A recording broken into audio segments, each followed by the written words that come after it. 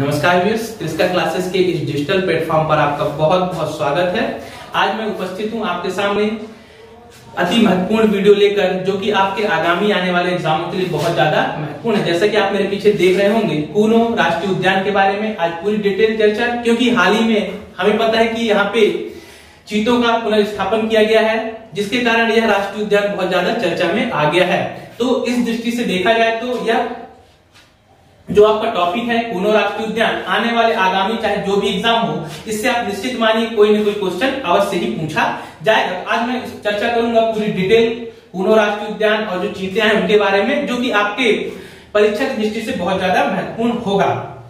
इससे पहले यदि आप इस चैनल पे पहली बार आए हैं तो आपसे रिक्वेस्ट है कि आप यदि मध्य प्रदेश की किसी भी एग्जाम की तैयारी कर रहे हैं तो आपके लिए चैनल और वीडियो बहुत ज्यादा महत्वपूर्ण होगा। तो चैनल को जल्दी से सब्सक्राइब कर लीजिए, लाइक और शेयर जरूर कीजिए। चलिए अब शुरू करते हैं कूनो राष्ट्रीय उद्यान के बारे में। कौन कौन सी डिटेल है जो कि आपको परीक्षा की दृष्टि से बहुत ज्यादा महत्वपूर्ण होने वाली है, जिनसे निश्चित रूप से ही क्वेश्चन पूछे जाना है। तो देखते हैं। सबसे पहले कूनो राष्ट्रीय उद्यान है कहाँ पे, तो आपको बहुत अच्छे से ध्यान रखना है। जो कूनो राष्ट्रीय उद्यान है यह मध्य प्रदेश के श्योपुर में स्थित है। कहाँ पे स्थित है? श्योपुर जिले में स्थित है कूनो राष्ट्रीय उद्यान। और इसका नाम कूनो क्यों पड़ा, मैं यहीं पे आपको बता देता हूं कि यहाँ से निकलती कूनो नदी, जिसके कारण इसका नाम पड़ा गया है कूनो राष्ट्रीय उद्यान। फिर आपको दूसरा पॉइंट भी पता होना चाहिए कि इसका नाम कहीं कूनो पालपुर मिलता है, तो चूंकि पालपुर नाम गांव के निकट में स्थित है, इसका अर्थ कूनो पालपुर नाम भी बोला जाता है। कूनो राष्ट्रीय उद्यान वैसे ज्यादा चर्चित नाम है। तो यह स्थित है मध्य प्रदेश के श्योपुर में। आपको इसको अच्छे से ध्यान रखना है। पहला फैक्ट आपको कहाँ स्थित है, तो श्योपुर में यह स्थित है। अभ्यारण्य कब बनाया गया? अब इसे अभ्यारण्य का दर्जा कब मिला था, तो आप क्या रखना है 1981 में। बहुत अच्छे से सर को आप याद रखिएगा, 1981 में इसे अभ्यारण्य बनाया गया। मध्य प्रदेश में अभ्यारण्य कब बनाया गया इसको, तो 1981 में इसे अभ्यारण्य का दर्जा दिया गया। उस समय जब दर्जा दिया गया था अभ्यारण्य का, तब इसका क्षेत्रफल कितना था, तो आप क्या रखना है, इसका क्षेत्रफल 344 वर्ग किलोमीटर एरिया था। 344 वर्ग किलोमीटर इस अभ्यारण्य का क्या था, एरिया था। इस फैक्ट को भी आप ध्यान रखिएगा। फिर इसे राष्ट्रीय उद्यान का दर्जा कब दिया गया? अगला पॉइंट है कि इसे कूनो राष्ट्रीय अभ्यारण्य, जो कूनो अभ्यारण्य था, इसको राष्ट्रीय उद्यान का दर्जा कब दिया गया? बहुत ज्यादा इंपॉर्टेंट, क्योंकि ऐसा देखा जाए तो यह मध्य प्रदेश का सबसे नवीनतम राष्ट्रीय उद्यान भी है। तो इसको जो दर्जा मिला तो कब मिला, तो 28 सितंबर आपको ध्यान रखना है, 28 सितंबर 2018। 28 सितंबर 2018 को इसे क्या किया गया है, राष्ट्रीय उद्यान का दर्जा दिया गया है। और फिर इसका एरिया कितना बढ़ गया, तो आपको ध्यान रखना है। अब इसका एरिया हो गया है 748.8 वर्ग किलोमीटर के आसपास। अब इसका एरिया हो गया है बढ़ाकर, क्योंकि हम अभ्यारण्य बनाए तो इसका एरिया बढ़ाया गया है। और यहाँ पे एक छोटा सा घटना आपको ध्यान रखना है, इसका एरिया क्यों बढ़ाया गया। चूंकि हमें पता है कि चीतों से पहले यहाँ पे हम एशियाई शेर लाने वाले थे। क्या लाने वाले थे? एशियाई शेरों का पुनर्स्थापन करना था, जो कि कहां से लाने वाले थे, गुजरात के गिर राष्ट्रीय उद्यान से एशियाई शेरों को कूनो राष्ट्रीय उद्यान में लाया जाना था।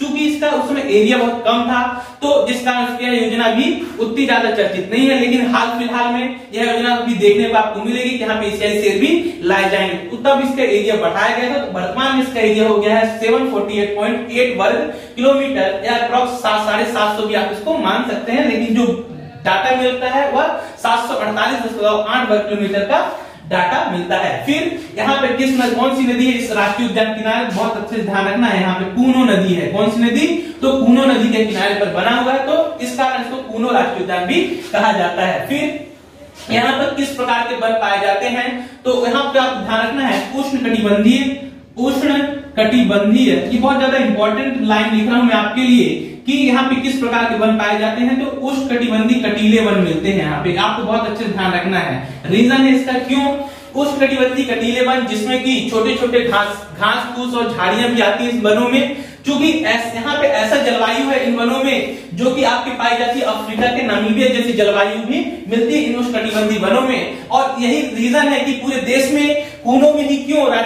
कूनो राष्ट्रीय उद्यान में क्यों चीतों को पुनर्स्थापन किया गया, क्योंकि उचित जलवायु थी। उन चीतों को सर्वाइव करने के लिए जैसी जलवायु चाहिए थी वो इस श्योपुर के कूनो राष्ट्रीय उद्यान में ही मिली। इस कारण कैसे वन है यहाँ पे, तो यार इंपॉर्टेंट फैक्ट हो जाता है। तो उष्णकटिबंधीय कटीले वन यहाँ पे मिलते हैं, जिसके अंतर्गत झाड़ियां, छोटे छोटे घास और वन के वृक्ष आते हैं इन उष्णकटिबंधीय वनों में, तो इस कारण यहाँ पे चीतों का पुनर्स्थापन किया गया। तो इंपॉर्टेंट हो जाता है किस प्रकार के यहाँ वन मिलते हैं। अब क्या हुआ, हमें पता है कि हमारे यहाँ से चीते विलुप्त हो गए थे। कब? 1952 में चीतों को भारत सरकार के द्वारा विलुप्त होने की घोषणा कर दी गई थी, और तो उसके तहत यहाँ पर फिर से क्या लाने के, चीतों को लाने के लिए अभियान चलाया गया। चीतों को लाने के लिए अभियान चलाया गया, तो आपको नाम याद रखना है, ये नाम बहुत इंपॉर्टेंट है कि इस अभियान को किसने शुरू किया था। तो आपको वाईपी झाला जी का नाम, CS निनाना और MK रंजीत, CS निनाना और वाईपी झाला, ये व्यक्ति थे जिन्होंने चीतों के पुनर्विस्थापन के लिए क्या चलाया, अभियान को चलाया। ये आपको बहुत अच्छे से ध्यान रखना है। और इन्हीं के अभियानों का प्रयास रहा कि भारत सरकार ने फिर 70 वर्षों के बाद 1952 में विलुप्त हुआ, उसके बाद 70 वर्षों के बाद इन चीतों को पुनर्विस्थापन करने में सफलता पाई। अब हम देख लेते हैं जो चीते आए हैं, जो हाल में बहुत ज्यादा चर्चा में है ये चीते यहाँ के, तो कहां से लाए गए हैं, कितने लाए गए हैं, क्या परियोजना थी, सब संदर्भ में देखते हैं। सबसे पहले ये कहां से लाए गए, चर्चा में है, तो चीते हमारे यहाँ कितने चीते लाए गए, तो आपको ध्यान रखना है यहाँ पे 8 चीते लाए गए हैं। ये बहुत अच्छे से ध्यान रखना है, कितने चीते अभी आए हैं, तो 8 चीते लाए गए हैं, जिसमें नर कितने हैं और मादा कितने हैं, तो आप कहते हैं 5 इसमें मादा है और 3 इसमें नर है। ज्यादा हमने नर क्यों नहीं लाए, इसका भी रीजन है, आपको ध्यान रखना है। क्योंकि देखो नर यदि रहेंगे तो आपस में लड़ाई करेंगे, आपस में वर्चस्व की लड़ाई होती है, क्षेत्राधिकार को लेकर लड़ाइयां होती हैं आपस में, जिसके कारण हो सकता है ये आपस में लड़े, फिर ये मर भी सकते हैं, संभावना की इनकी मृत्यु हो जाती है, लड़ाई ज्यादा यदि घायल हो जाते हैं। तो इस कारण हमने मादा ज्यादा भी लाए हुए हैं, और मात्र नरों की संख्या कितनी है इसमें, तो 3 नर लाए। ऐसे टोटल कितने लाए हुए हैं, तो ऐसे हमने टोटल 8 चीतों का भी पुनर्विस्थापित किया हुआ है। कहां से किया हुआ है ये ज्यादा इंपॉर्टेंट हो जाता है, अफ्रीका के नामीबिया जो कि अफ्रीका में है, अफ्रीका के नामीबिया से ये चीते भारत में लाए गए हैं। किस प्रकार के चीते हैं, क्या अंतर पाया जाए, तो गहरे काले धब्बेदार चीते हैं, क्योंकि हमें तेंदुए चीते में अंतर सकनी है, तो गहरे काले धब्बेदार चीते हैं, इसको आपको ध्यान रखना है। अब इसके बाद और फैक्ट डाल लेते चीतों के बारे में, तो आपको ध्यान रखना है भारत में अंतिम बार चीतों का शिकार कब किया गया था, अंतिम चीते 1947 में आए थे। 1947 में आखिरी बार भारत में चीतों का शिकार किया गया था। किसने किया था, तो कोरिया छत्तीसगढ़ में, जो कि कोरिया के राजा या महाराजा थे रामानुज प्रताप सिंह के द्वारा अंतिम चीते का शिकार किया गया था। इस फैक्ट को आपको अच्छे से ध्यान रखना है। फिर भारत सरकार के द्वारा इसके 5 वर्ष बाद इसके विलुप्त होने की घोषणा कर दी गई 1952 में। ये डेट आपको बहुत अच्छे से ध्यान रखना है, 1952 में चीतों को भारत से विलुप्त होने की घोषणा कर दी गई। फिर आपको ध्यान रखना है इन्हें पुनर्स्थापित कब किया गया, तो डेट याद रखना है 17 सितंबर 2022 को।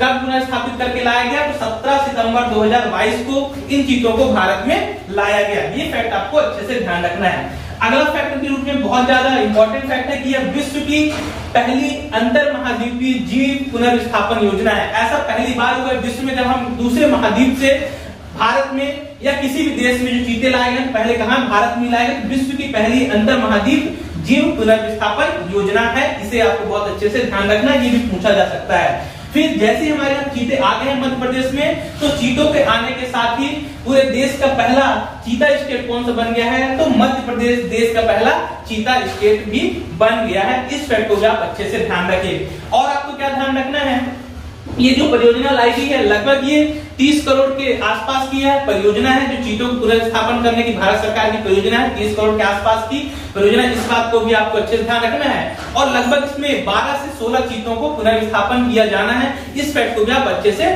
ध्यान रखिएगा, ये भी आपके लिए बहुत ज्यादा इंपॉर्टेंट हो जाता है। और आपको कुछ और फैक्ट मैं बता देता हूँ, यहीं पे हमने चीतों लाया तो चीता स्टेट भी बन गए हैं। इसके साथ साथ ही मध्य प्रदेश में आप क्या है, टाइगर स्टेट का दर्जा हमें प्राप्त है, टाइगर स्टेट है। मध्य प्रदेश से वुल्फ या भेड़िया स्टेट का भी दर्जा है, क्योंकि सबसे ज्यादा भेड़िए मध्य प्रदेश में पाए जाते हैं। इसके साथ ही यह गिद्ध स्टेट भी है, सबसे ज्यादा गिद्ध भी इसी वल्चर से बोला जाता है, गिद्ध भी इसी स्टेट में है, इसको भी याद रखना है। गिद्ध स्टेट का भी दर्जा इसी के पास है।